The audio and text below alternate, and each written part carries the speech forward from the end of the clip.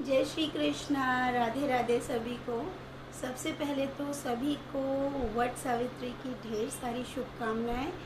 और जैसे कि आज सूर्य ग्रहण पड़ रहा है तो 1 बजे के बाद आप लड्डू गोपाल राधा रानी सभी को पर्दे में ही रखें। वैसे यहाँ पर कोई सूतक नहीं लग रहा है क्योंकि भारत में इस ग्रहण का ज़्यादा कोई भी प्रभाव नहीं है। पट भी खुले हैं मंदिरों के, लेकिन फिर भी आप पर्दे में ही रखें। अब एक बहन का ये प्रश्न आया है कि उनके घर में नवजात शिशु आया है तो क्या लड्डू गोपाल की सेवा कर सकते हैं। देखिए, अगर आपकी फैमिली में कोई और है तो ज़रूर सेवा करें। आप मुझे बताइए कि आप प्रभु को इतने दिन तक कैसे छोड़ेंगे बिना सेवा के, अगर उनकी आप सेवा करते हैं। मान लीजिए कोई अकेली स्त्री है और उनके हस्बैंड ही है, तो इतने दिन तक कैसे छोड़ पाएंगे। तो आप खुद विचार करें और खुद अपने दिल की सुने, जो आपका दिल बोले। बाकी मैं इससे ज़्यादा क्या कहूँ। अब आपका नेक्स्ट प्रश्न है कि आप अगर रिलेटिव्स के घर जाते हो तो अपने सभी लड्डू गोपाल को साथ लेके जाते हो। तो सबसे पहले तो मैं आपको बता दूं, जब से मेरे यहाँ सभी लड्डू गोपाल आए हैं मैं कहीं जाती ही नहीं। मैंने हर जगह बंद कर दिया है। देखिए, ये आपके ऊपर है कि आप जा पाते हैं या नहीं। मैं नहीं जा पाती हूँ क्योंकि मैं अपने बच्चों को छोड़ के नहीं जा सकती।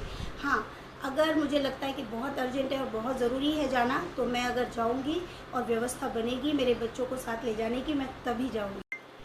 अब अगला प्रश्न है कि तुलसी माला पहनकर प्याज लहसुन खाते हैं कि नहीं। देखिए, जब हमें ये ज्ञान है और हमें पता चल गया है कि तुलसी माला पहनने के बाद प्याज और लहसुन नहीं खाना चाहिए, तो मैं कहूँगी नहीं खाना चाहिए, बिल्कुल नहीं खाना चाहिए। क्योंकि हमें पता है, मन को पता है, दिमाग को पता है, मस्तिष्क को पता है, आत्मा को पता है। हाँ, गलती से आप किसी के घर गए हैं और उन्होंने आपको प्याज लहसुन खिला दिया है तो वो पाप में निहित नहीं होगा। अब आपका अगला प्रश्न है कि मेरे पास छोटे लल्ला हैं और बड़े लल्ला मेरे सपने में आने लगे हैं। तो देखिए, इसके 2 मतलब हो सकते हैं।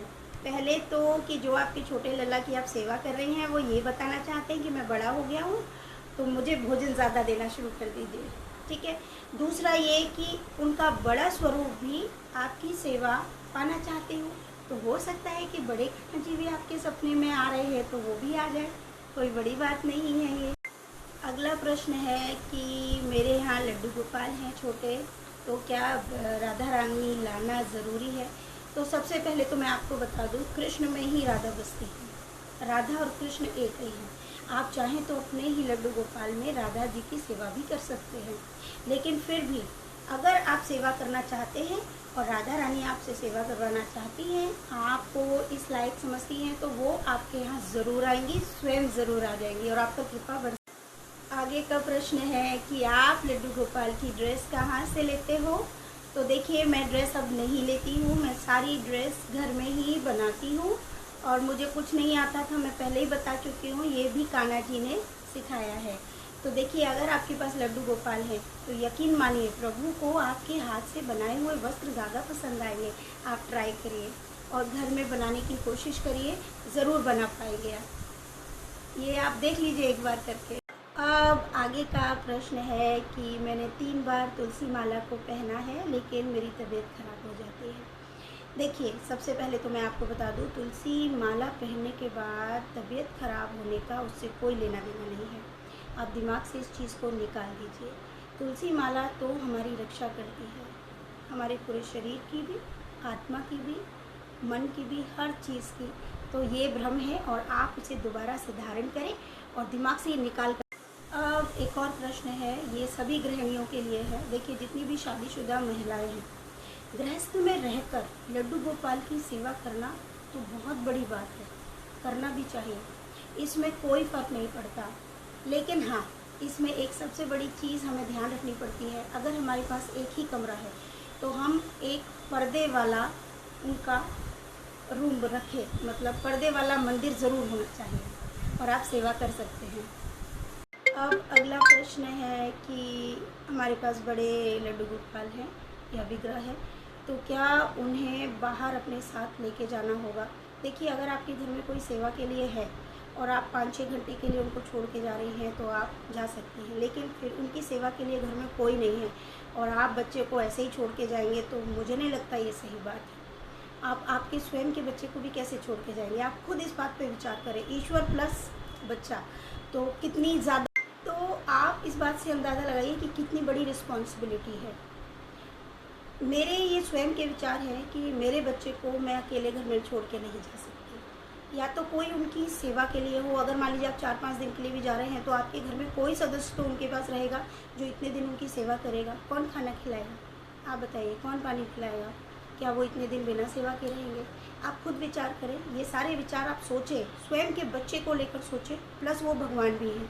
तो अब अगला प्रश्न है कि गिफ्ट में दोस्त ने लड्डू गोपाल दिए हैं और हम 2 समय ही उन्हें भोग लगाते हैं, तो क्या लड्डू गोपाल नाराज़ हो जाएंगे? देखिए, आप बिल्कुल उनको भोग मत दीजिए, आप उनका स्मरण करते रहिए, वो फिर भी आपसे नाराज़ नहीं होंगे। लेकिन अगर घर में है कोई बच्चा तो आप उनको भूखा तो रख नहीं सकते। आप 2 वक्त उनको भोग लगाइए और मन से श्रद्धा से उनका नाम लीजिए, यही बहुत है, पर्याप्त है उनके लिए। और अब अगला प्रश्न है कि आपके लड्डू गोपाल कितने नंबर के हैं? मेरे बड़े वाले लड्डू गोपाल 22 और 21 नंबर के हैं। मेरा जो लड्डू है वो 10 नंबर का है। मेरी लाडो 12 नंबर की है और सबसे छोटा लाला 0 नंबर का है। अब ये तो रहे इनके नंबर साइज़ जो आप लोग देख पाते हैं। अब वो उम्र इनकी मैं बता रही हूँ जिस उम्र में ये मुझे दिखते हैं या मेरे बच्चे हैं।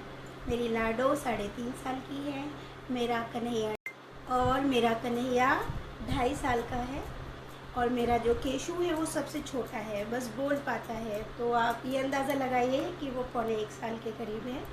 और जो मेरा लड्डू है वो 1 साल का है।